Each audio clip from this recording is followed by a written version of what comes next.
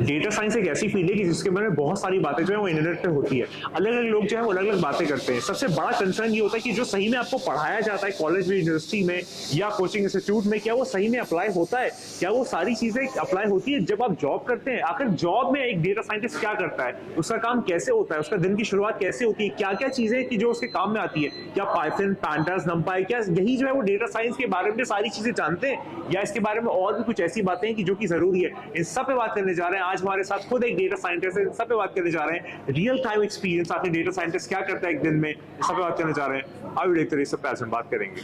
बात स्टार्ट करते हैं। तो आज आप देख सकते हैं कि आज हमारे साथ अंकुश भाई हैं। तो अंकुश भाई, सबसे पहले आपका बहुत थैंक यू कि आपने हमें टाइम दिया और आप यहाँ पर आए पॉडकास्ट में।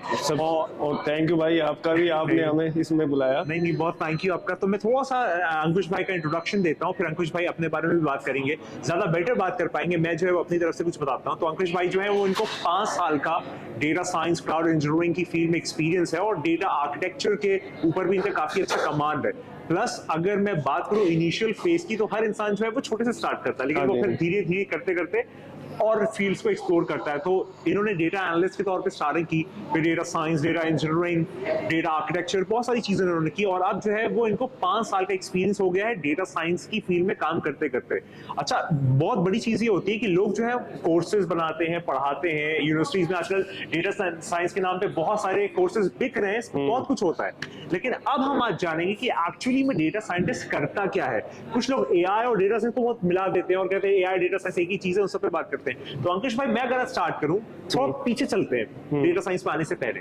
जब आप 12th कर रहे थे या फिर आपके जो इनिशियल डेज थे कि जब आप कॉलेज में गए थे या कॉलेज से पास आउट हो रहे थे, क्योंकि अगर आप ये बात करें कि आपने बीटेक किया या किसी ने एमसीए किया, बीसीए किया, टेक वाले कोई काम किया, तो उसको पता नहीं रहता, बस कंप्यूटर साइंस पढ़ रहे हैं। तो थोड़ा सा बात करें कि क्या आपको हमेशा से पता कि आपको डेटा साइंस ही करना है या टाइम के साथ आपको समझ में आया, इस पर थोड़ी सी बात को स्टार्ट करें। डैनियल भाई, जब उस टाइम पे हमने 12th करी तो उस टाइम पे तो कुछ ऐसा माइंड में नहीं था कि डाटा साइंस में कुछ चीज़ होती है। ऐसी टेक्निकल कुछ थिंग्स नहीं थी जो दिमाग में हो कि हाँ वो चीज़ करनी है। पर एक चीज़ जरूर थी कि हाँ भाई, जैसे जाट हूँ तो गवर्नमेंट जॉब में जाना है। हाँ। बस एक चीज़ घूमती थी, ट्रिगर होती थी माइंड में, गवर्नमेंट जॉब जाना है, और देन फिर आराम से ज़िंदगी काटनी है। फिर जैसे ही बीएससी करी मैंने पीसीएम से, तो फिर थोड़ा सा पता चला कि हाँ भाई अब गवर्नमेंट है, कुछ हम प्राइवेट में भी कर सकते हैं। जैसे कि उस टाइम पे .NET बहुत वायरल था, .NET, जावा डेवलपर, ये चीज़ थी। तो इतना आइडिया नहीं था कि हाँ डाटा साइंस भी कुछ एक चीज़ आएगी सही बात दुनिया में, और एआई चीज़ आएगी जो आगे चल के वो इतना बड़ा मतलब बवंडर कर देगी दुनिया को, हर चीज़ को रिप्लेस करती जा रही है।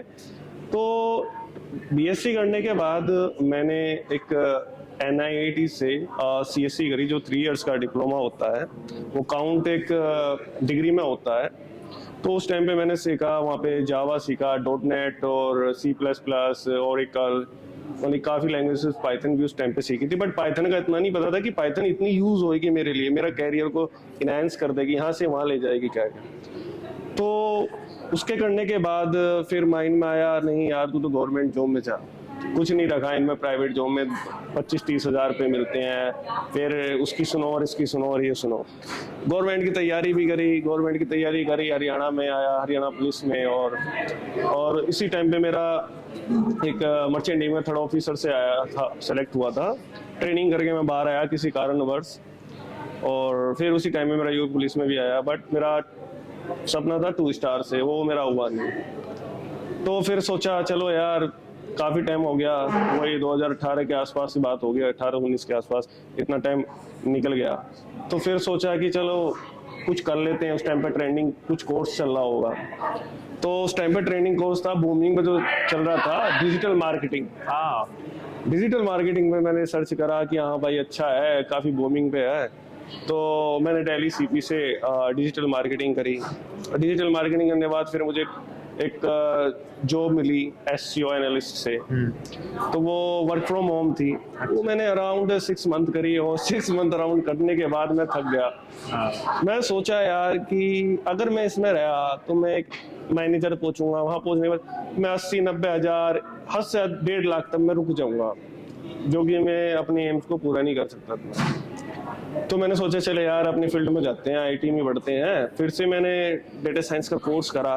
बट जब मैंने कोर्स करा, पहले उससे पहले जो कोर्स आपको जो मतलब कि सेल आउट करते हैं, चाहे इंस्टीट्यूट हो या कॉलेजेस हो, वो क्या काम करते हैं ना, आपको ना प्रोस्पेक्टस देते हैं इतना बड़ा बड़ा, ये कराएंगे वो कराएंगे, बट वो सारे फेक होते हैं। ट्रेनर होते हैं, उनको नॉलेज कुछ नहीं होती। ट्रेनर का मतलब कि आपको जो चीज रट ली वही आपको पढ़ा दी। उसको ये नहीं पता कि भाई रियल डेटा क्या है, रियल डेटा की उसको जीरो नॉलेज है। कंपनी को क्या चाहिए?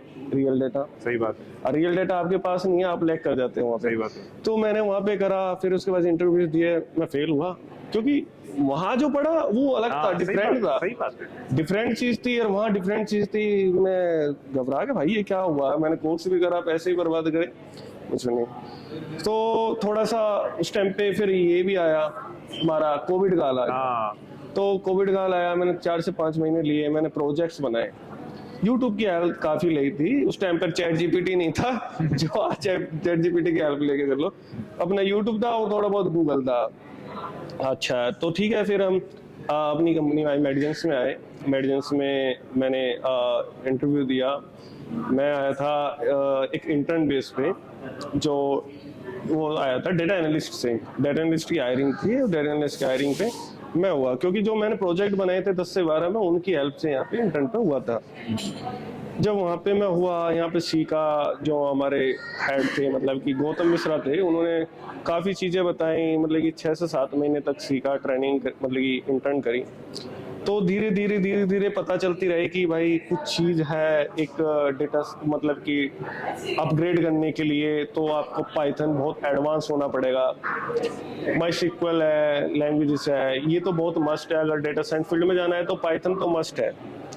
और डेटा साइंस बहुत बड़ा फील्ड है। डेटा साइंस के अंदर आप चाहो तो कहते हैं कि डेटा साइंस है तो आपको एआई आता होगा या मशीन लर्निंग, ये सब डेटा साइंस एक ब्रॉड कीवर्ड है, उसके अंदर डिफरेंट जॉब्स होती हैं। सही सही सही।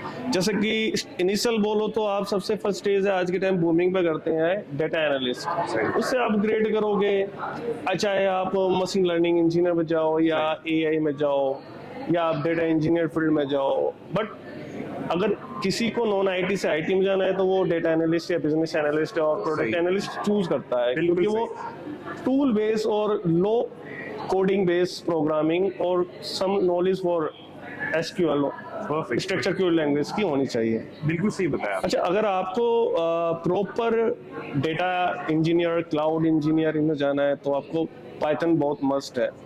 पाइथन मस्ट है, एसक्यूएल मस्ट है, और काफ़ी लैंग्वेजेस हैं। जैसे कि आपको नॉलेज होनी चाहिए पूरे क्लाउड का इंफ्रास्ट्रक्चर्स, किस तरह से आप डिज़ाइन करते हो। क्लाउड आज के टाइम में बूमिंग पे, जैसे अजोर भी है और AWS है और GCP है। फिर आपके इनके अंदर सर्विसेज होती हैं, किस तरह से वर्क करते हैं, और आपको फ्लो मैनेजमेंट आना चाहिए। वर्क फ्लो मतलब कि जैसे कि गिटहब है जी, मतलब कि गिटहब पे मतलब कि इसलिए वर्जन कंट्रोल फ्लो, सही बात है, वर्जन कंट्रोल फ्लो के लिए। तो अंकुश भाई इसमें वैसे एक चीज मुझे, आपने जैसे कोडिंग की बात की, अब मैं अगर उन लोगों के बारे में सोचूं कि जो कॉलेज के बच्चे हैं, अभी स्कूल में हैं या फिर एकदम नए हैं कोडिंग में, या फिर जॉब तलाश कर रहे हैं, जॉब उनको मिली नहीं है, वो समझते हैं कि कोडिंग जो है वो रटने का गेम है, कि भाई सिंटेक्स रट लो। अगर मैं पाइथन का एग्जांपल लूं और बस उसको जाके इंटरव्यू में पूछे तो वो कोड पूरा लिख दो।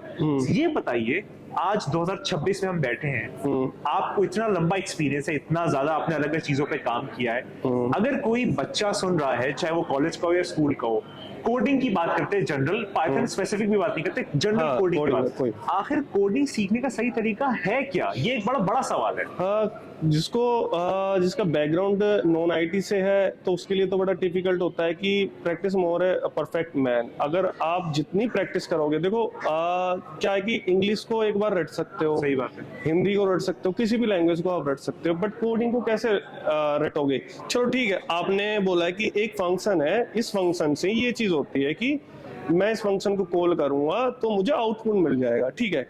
वो फंक्शन आप एक स्पेसिफिक चीज पे ही कॉल कर सकते हो। अगर किसी ने बोला कि इस चीज से थोड़ा सा भी डाइवर्ट कर दिया उस फंक्शन को कि हम मुझे आउटपुट में ये चाहिए, तो आपका वो फंक्शन वहां फेल हो गया। सही बात। तो रटने वाली Fail हो विद्या गया। खत्म। सही बात। तो आपको क्या चाहिए फिर? आपको प्रैक्टिस। आप जितनी कोडिंग में प्रैक्टिस करोगे, अपने तरफ से फंक्शंस बना बना के वेरिएशन करोगे, उतने ही आप परफेक्ट होगे। क्योंकि कोडिंग तो प्रैक्टिस से ही आती है।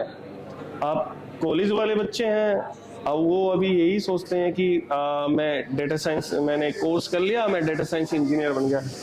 भाई डेटा साइंस इंजीनियर बनने में 5 से 6 साल लग जाते हैं, और उसमें भी बहुत हार्ड वर्क, हार्ड प्रोग्रामिंग करनी पड़ती है। रियल टाइम पे डे टू डे आपको चैलेंजेस मिलेंगे। आप कैसे सोल्व करोगे जब आपको रटने वाली विद्या है? सही बात। तो वहाँ क्या हेल्प करेगी? वहाँ तो आपकी हेल्प वो नॉलेज करेगी ना जो आपने सीखा है, प्रैक्टिस करी है। सही बात। प्रैक्टिस करिए ना, सही, इस चीज का सही। तो ये है सॉल्यूशन। तो अब इसमें एक और चीज आती है, जैसे कि अगर आपसे मैं कुछ कहूँ, कुछ कोई कविता लिख दो, कोई बात लिख दो, तो इंसान पेपर लेता है और पेन से कुछ लिखना शुरू कर देता हाँ। है। क्या अगर आप प्रोजेक्ट बनाते हैं या प्रोग्राम्स बनाते हैं या फंक्शन बनाते हैं, तो क्या जैसे फिल्मों में दिखाया जाता है खड़े आपने बस ऐसे किया और सब हो गया, या सही में एज अ डेटा साइंटिस्ट इंसान गूगल का इस्तेमाल करता है या और रिसोर्सेज स्टैक ओवरफ्लो का इस्तेमाल करता है, कैगल का इस्तेमाल करता है, कैसे करता है? क्या खुद से इंसान पूरा स्क्रैच से कोड लिख सकता है या वो सही में रिसोर्सेज को इस्तेमाल करता है? इस पे थोड़ा बात करें। हाँ, तो अब हम बात करें स्क्रैच टू एंड तक का सेल्फ कोड। तो सेल्फ प्रोग्रामिंग जो करते हैं, कि ऐसा तो इतना कोई भी नहीं है कि एआई की एल्गोरिथम हो या मशीन लर्निंग की एल्गोरिथम हो कि वो सेल्फ बना सके। सही बात। क्योंकि उस लेवल तक पहुंचने के लिए ना आपको बहुत टाइम देना पड़ेगा, Experience बहुत, सही बहुत बात। एक्सपीरियंस, 10-12 बहुत साल। प्रोग्रामिंग, एक यूनिक, मतलब कि आपने आपको यूनिक कह सकते हो जो उस लेवल पे पहुंचने के लिए। हाँ, कि जब उसको 3 से 4 साल का एक्सपीरियंस हो जाता है किसी भी प्रोग्रामिंग लैंग्वेज में, उसके अंदर ना अपने आप में ही लॉजिक बिल्डिंग आने लगती है।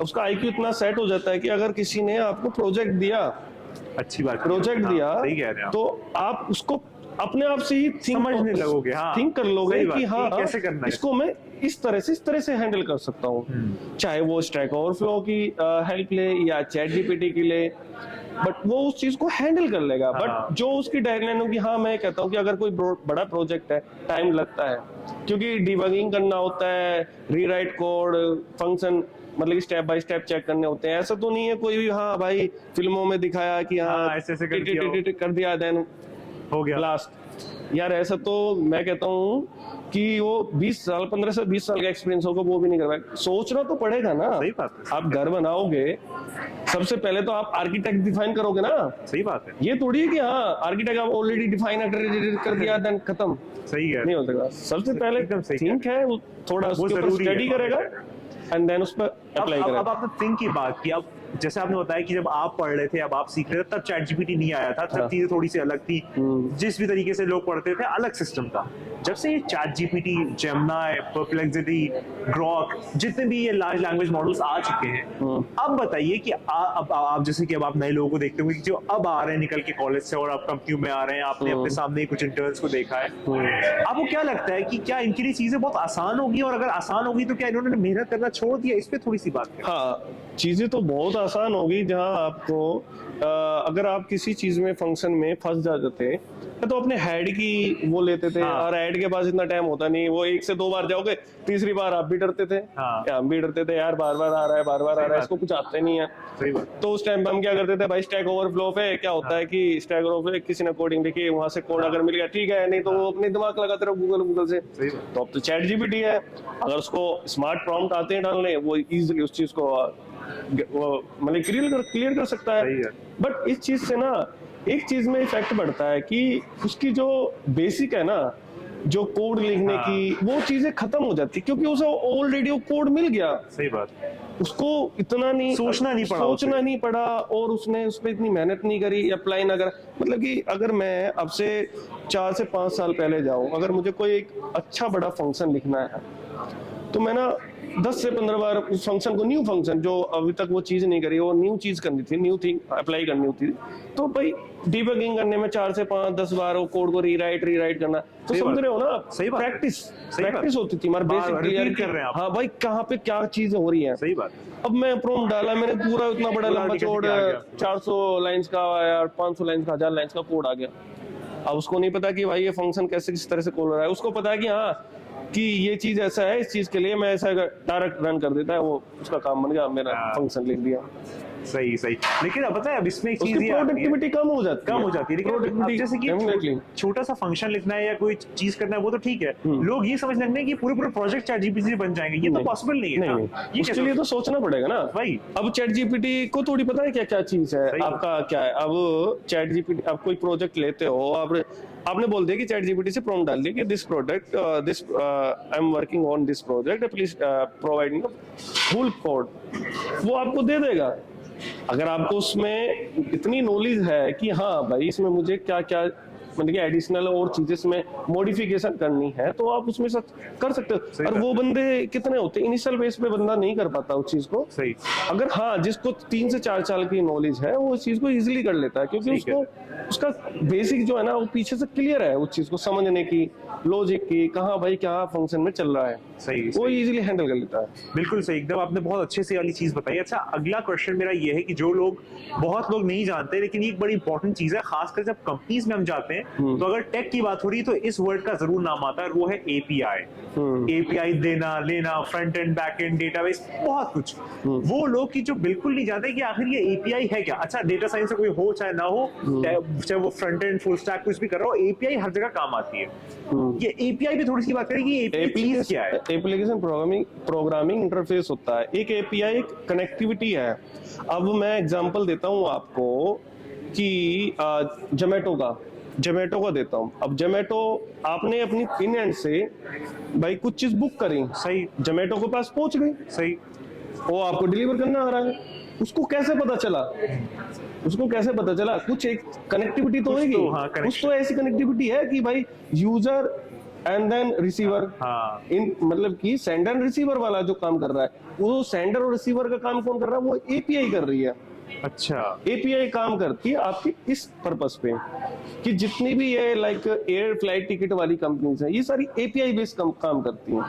एपीआई जोमेटो हुआ, ये फ्लिपकार्ट हुआ, ये जितनी भी है मतलब कि ये एपीआई बेस्ड काम कर रही है, यूजर और सेंडर के बीच का काम कर रहे हैं। अच्छा, अब अगर थोड़ा सा टेक्निकली इस पे बात करें, जो अब ये एपीआई है, अब लोग ये समझते हैं ना कि एक होता है बैकएंड डेवलपर, एक होता है फ्रंट एंड डेवलपर, एक होता है डेटाबेस से उसको लाना।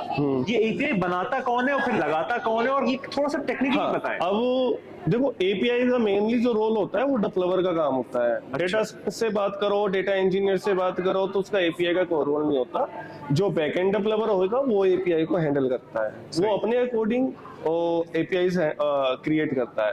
और फिर वो इंटीग्रेट कहाँ की जाती है, फ्रंट एंड पे? फ्रंट एंड पे मतलब कि अब लाइक आपकी जैसे कोई अब स्टार्टअप कंपनी बना रहे हो, किसी भी चीज में एक ऐसी ले लेता हूँ सेंडर और रिसीवर की, तो सबसे पहले आपको उसका आर्किटेक्ट डिफाइन होना चाहिए कि भाई कैसे कहाँ से एक चीज आनी है और कैसे अप्लाई होनी है।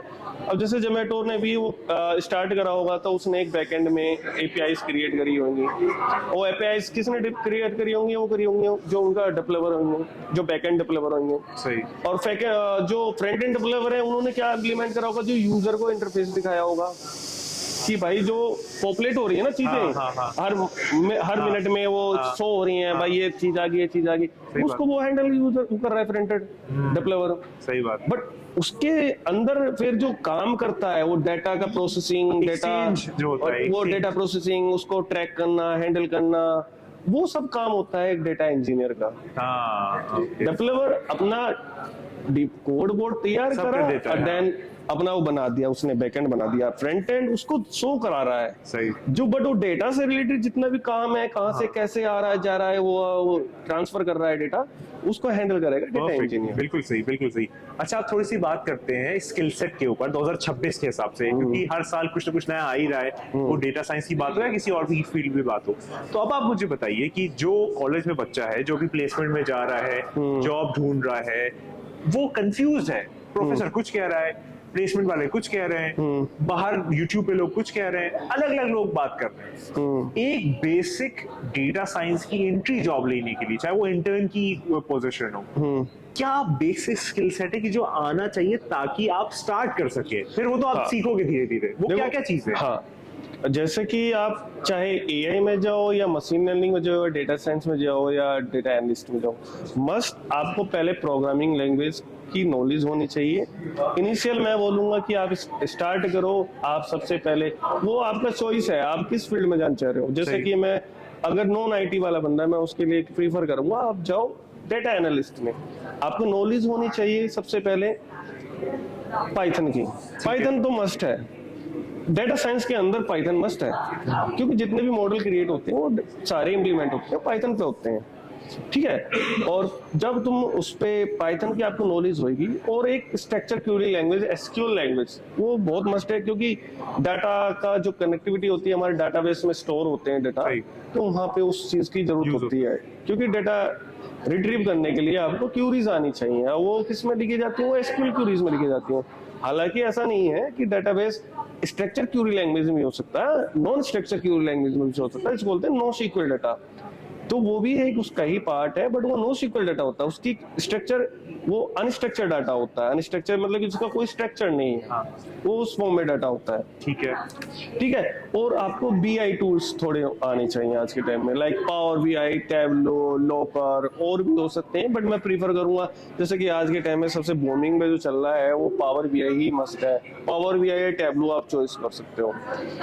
और बस ये आपके लिए इनफ है कि आप एक डाटा एनालिस्ट जॉब्स या प्रोडक्ट एनालिस्ट या बिजनेस एनालिस्ट और एक डाटा साइंस के लिए एंट्री लेवल जॉब लेने के लिए आप शुरू कर सकते हो। अब यहाँ पर कुछ लोग ये भी कहते हैं कि पाइथन में इतनी सारी लाइब्रेरीज हैं, तो क्या सारी लाइब्रेरीज आना जरूरी है, या फिर आप जैसे काम पड़ता है वैसे? मेनली यूज होती हैं अगर आप डेटा साइंस में जा रहे हो, तो आपको नमपाई और पांडास आनी चाहिए, क्योंकि नमपाई वहाँ यूज होती है, और सॉरी अगर आपका उसमें भी मतलब डेटा साइंस में है तो नमपाई, पांडास और मैटप्लॉटलिब और सीबोन यूज करनी चाहिए, वो विजुअलाइजेशन के लिए। बट आज के टाइम में उनसे कोई नहीं करता, सब पावर बीआई इंटीग्रेटेड कर रहे हैं, क्योंकि पावर बीआई में खुद अब एआई आ चुका है, तो आपको इनफ है पावर बीआई और पांडास और नमपाई इनफ है, मतलब इससे आपका काम जॉब चल जाएगी। पांडास मेनली पांडा यूज होती है जी।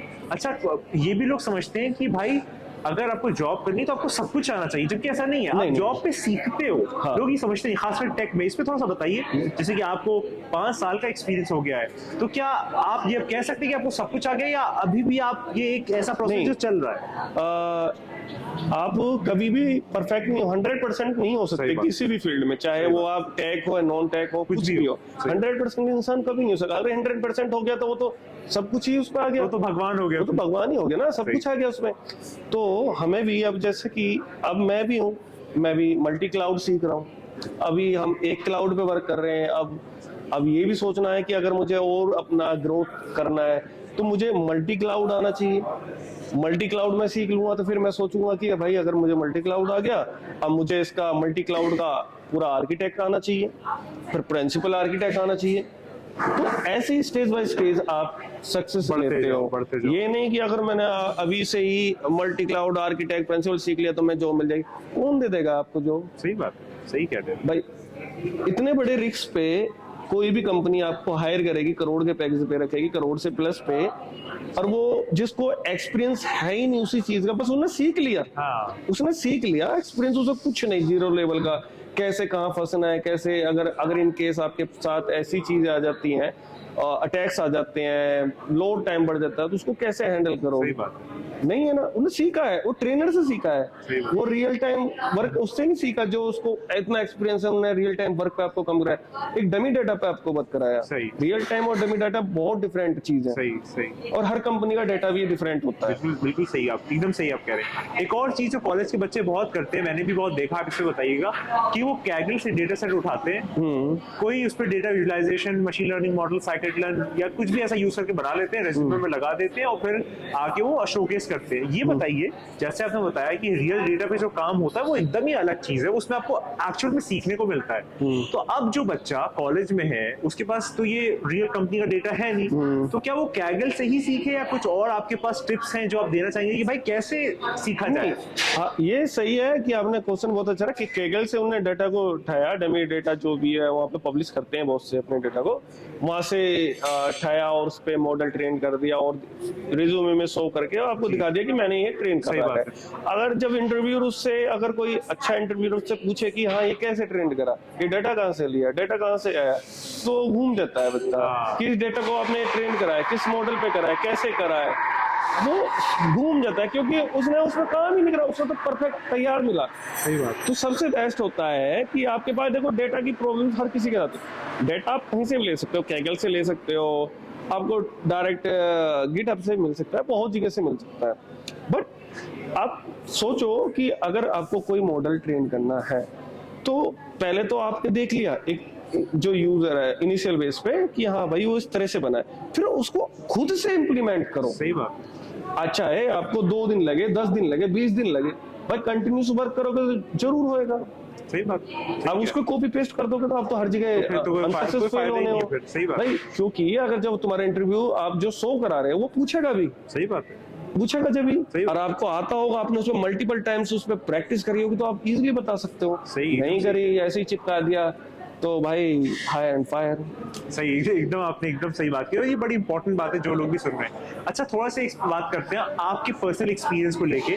आपका जो दिन होता है एज अ डेटा साइंटिस्ट, जब आप काम शुरू करते हो, तो हालांकि कंपनी की बातें हम वैसे तो नहीं बताएंगे कि हम ये एग्जैक्टली करते हैं, लेकिन आप मोटा मोटा ये बता दिए कि आप एज अ डेटा साइंटिस्ट आपकी जिंदगी में एक दिन भर कैसे गुजरता है, आपको क्या क्या करना पड़ता है, बस मोटा मोटा डिटेल हाँ। ये बगैर। तो जैसे कि मैं अभी मुझे इस कंपनी का, हर कंपनी का अपना एक अलग स्ट्रक्चर होता है और अलग डाटा होता है। तो अब अपनी कंपनी की बात करते हैं तो हमारे ना टास्क क्रिएट होते हैं, टास्क क्रिएट होते हैं अपने, किसी पे भी हो सकते हैं, वो जीरा हो सॉफ्टवेयर हो या गुड्डे सॉफ्टवेयर हो, हमारे यहाँ गुड्डे यूज करते हैं। तो वहाँ पे टास्क असाइन होते हैं, जो हमारे हायरिंग जो मैनेजर है, अब जो भी है हमारे, जिससे हमारा लाइनअप होता है, उनसे हमारे टास्क हुआ, असाइन हुआ, और वो जो टास्क आता है हम उस टास्क को टेक करते हैं, देखते हैं कि हाँ हमें किस चीज़ का टास्क मिला है, देन उस टास्क पे अप्लाई करते हैं। मोस्टली हमारा जो टाइम जाता है कि स्क्रिप्टिंग लिखना और डेटा रिट्रीव करना, डेटा पे मतलब कि इम्प्लीमेंटेशन करना, चाहे वो क्लाउड से हो या हमारे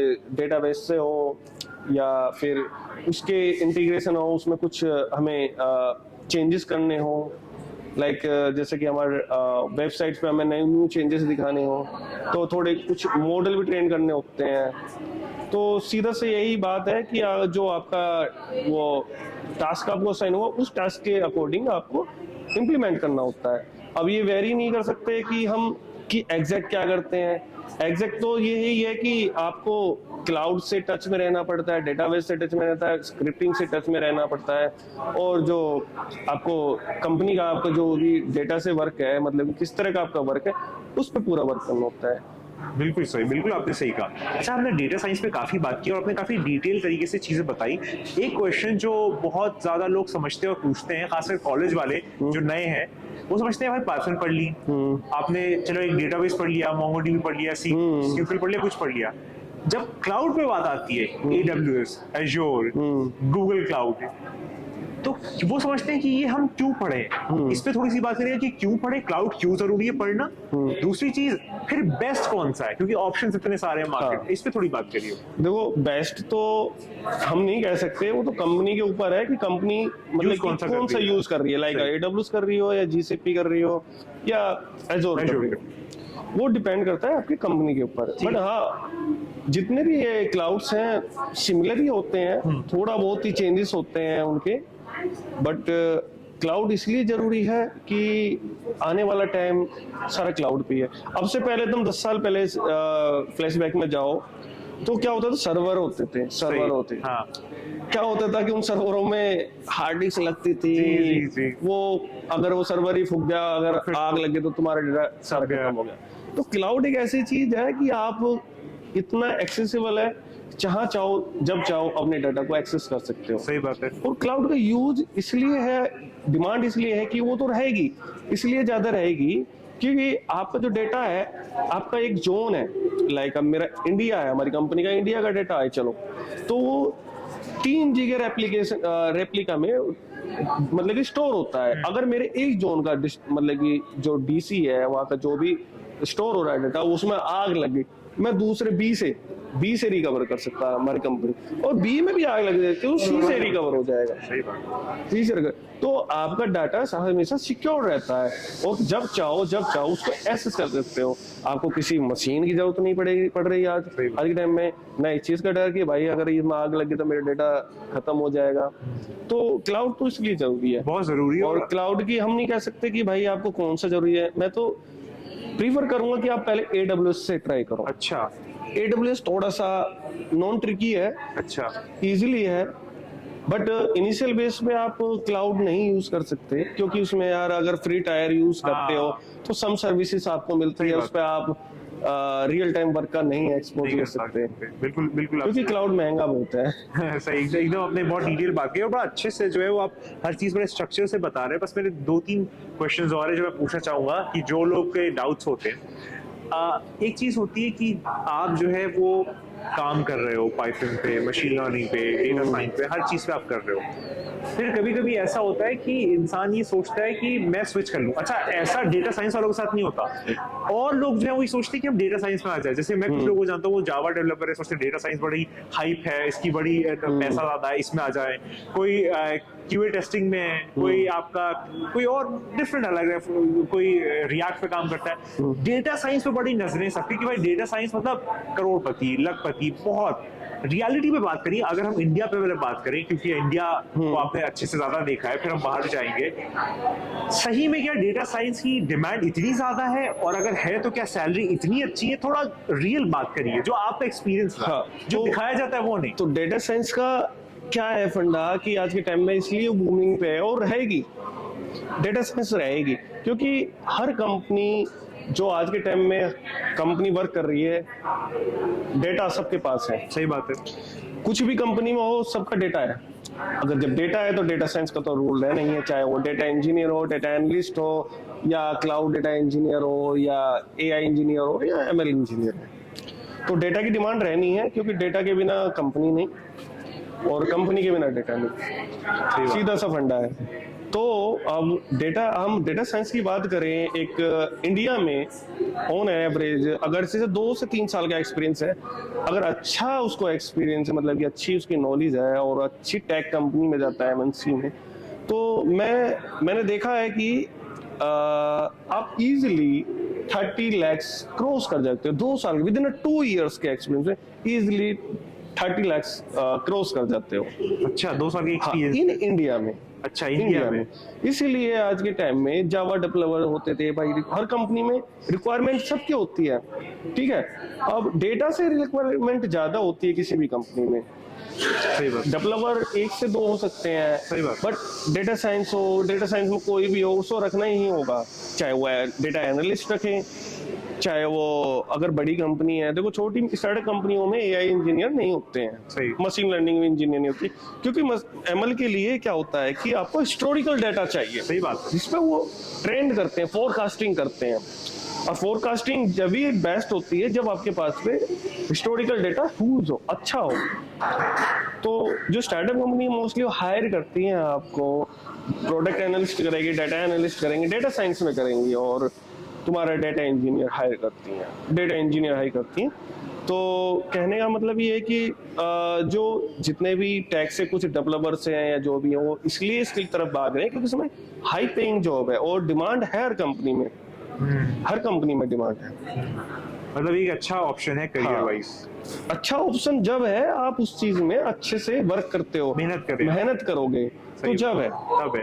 वरना तो ऐसे तो बहुत सारे डेटा सेंटर्स घूम रहे हैं मार्केट में, तो वो सब घूमते हैं। अब वही है ना कि भाई मैंने कोर्स कर लिया डेटा साइंस का, या मैंने एक बड़ा डेटा आर्किटेक्ट का कोर्स कर लिया। अरे कर तो लिया भाई, कर लिया, सीख लिया, 40,000, 50,000, 1 लाख रुपए सर्टिफिकेशन ले लिया, यूडेमी से ले लिया 500-600 रुपए का सर्टिफिकेशन, वो दिखा दिया कि मैंने डेटा साइंस कर लिया, ये कर लिया। भाई तूने रियल में डेटा साइंस कहाँ से कर लिया? सही बात है, सही बात है। ऐसे तो लाख जने हैं तो लाख ही कर लेंगे, तो तू भी डेटा साइंस हो गया। तो हर चीज का एक प्रोसेस होता है, और हर चीज में मेहनत होती है। जो मेहनत करता है वही चीज को पाता है। बिल्कुल बिल्कुल, आपने बड़े अच्छे से जो है ये इस क्वेश्चन का आंसर दिया। एक लास्ट क्वेश्चन अब मेरा करते हैं, इससे पहले हम लोग रैप अप करें एक सवाल जो हर इंसान के पास आज के टाइम पे तो है ही, वो ये है कि एआई जब से आया है हमारी जॉब चली जाएगी। एआई जॉब रिप्लेस कर रहा है, लोगों को हटा रहा है, हर सेक्टर में एआई आ रहा है, लोगों की नौकरियां जा रही है।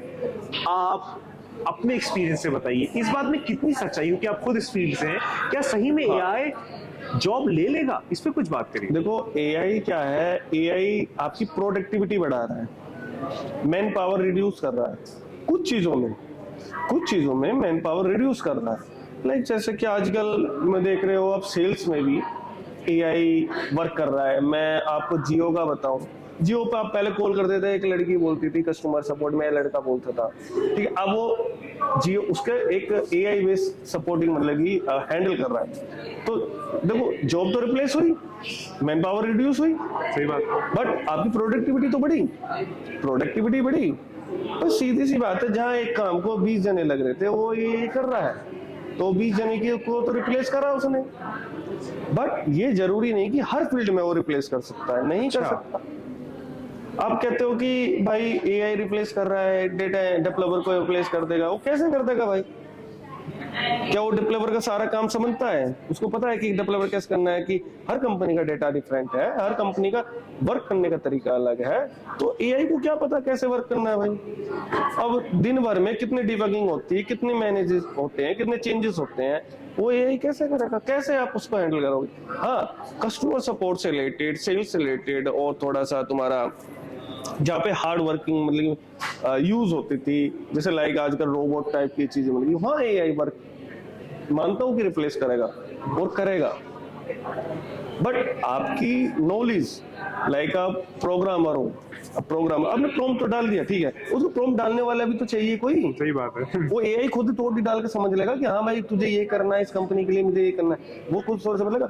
उसको भी तो डालने वाला चाहिए ना कोई। सही बात है, तो वो उसको नहीं करेगा रिप्लेस। दुनिया आजकल डर रही है कि भाई डेवलपर्स उड़ा जाए, हो जाएंगे, कुछ नहीं होने का, इनसे कुछ नहीं है। बट हाँ ये है कि प्रोडक्टिविटी आपकी बढ़ा दी उसने। जहाँ आप काम को 3 से 4 दिन लग जाते थे आपको किसी कोड में मतलब कि डिबगिंग करने में, वो इजीली आप 2 से 3 घंटे आप इजीली में डिबगिंग कर सकते हो, कर लेते हैं। बिल्कुल। तो आप ये कह रहे हैं कि जॉब में आपका ऑप्टिमाइजेशन है या आपकी प्रोडक्टिविटी है वो बढ़ जाती है, ये नहीं है आपकी जॉब छीन लेगा, बल्कि जॉब आप जो करते थे वो ट्रांसफॉर्म हो गई है।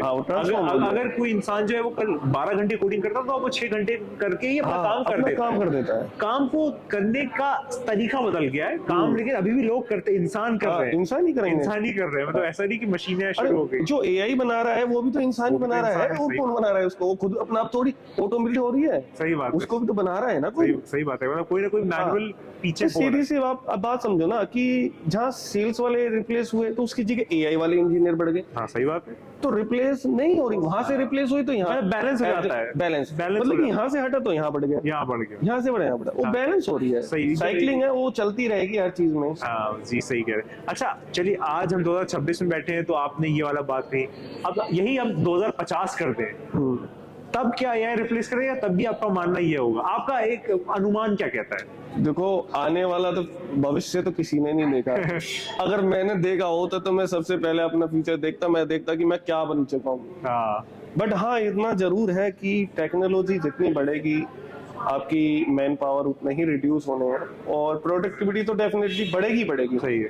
आज से 10 साल 15-16 साल पहले गाड़ी से ले लो एक एग्जांपल, इलेक्ट्रिक मीटर आता था, मतलब इलेक्ट्रिक आता था ना, उसका पता पड़ता था ना उसका। आजकल इतने एडास वेडास सारी इतनी सिस्टम अपग्रेड पे अपग्रेड होती जा रही है चीजें। हर साल हम सोचते हैं कि अच्छा और ये आपका बेस्ट वर्जन है, अगले साल तक और यार इसमें एक चीज और एडवांस हो गई। तो मतलब कि हर चीज हर मतलब कि हर साल कुछ ना कुछ चेंजेस आएंगे, प्रोडक्टिविटी बढ़ेगी।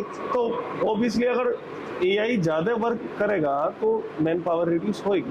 बिल्कुल, आपने बिल्कुल सही बताया, और मैं इतना कुछ मुझे मजा है आपसे बात करने में, इतना कुछ सीखने को मिला, नई बातें जो लोग नहीं करते, बहुत कुछ सीखने को मिला आपसे। और बहुत लोग जो सुन रहे होंगे कि जो अभी कॉलेज स्टूडेंट्स होंगे, 12th में होंगे, या फिर वो अभी जॉब ढूंढ रहे होंगे, काफी सारी चीजें जो है उनको ढूंढने को मिली। अच्छा एक बस लास्ट में मैं ये चीज करना चाहूंगा, उस पर आप थोड़ा सा बताइएगा, जॉब ढूंढी कैसे जाए? चलिए एक होता है कैंपस में कंपनी, वो तो एक अलग है, नहीं अगर आई तो जॉब कैसे ढूंढे? क्या किसी बड़े शहर में जाके ऑफिस फिरे, लिंक्डइन पे काम करें, naukri.com पे काम करें, जॉब ढूंढे कैसे? अब से 15 से 20 साल पहले होता था ये डोर टू डोर वाला सिस्टम कि यार रेफरेंस है भाई मेरा, हाँ। उसमें रिज्यूमे करवा के मेरा, या किसी कंपनी के बाहर एक हाँ। वो लग जाता था, Okay. पॉम्पलेट लग जाता था कि वी आर हायरिंग दिस हाँ। दिस।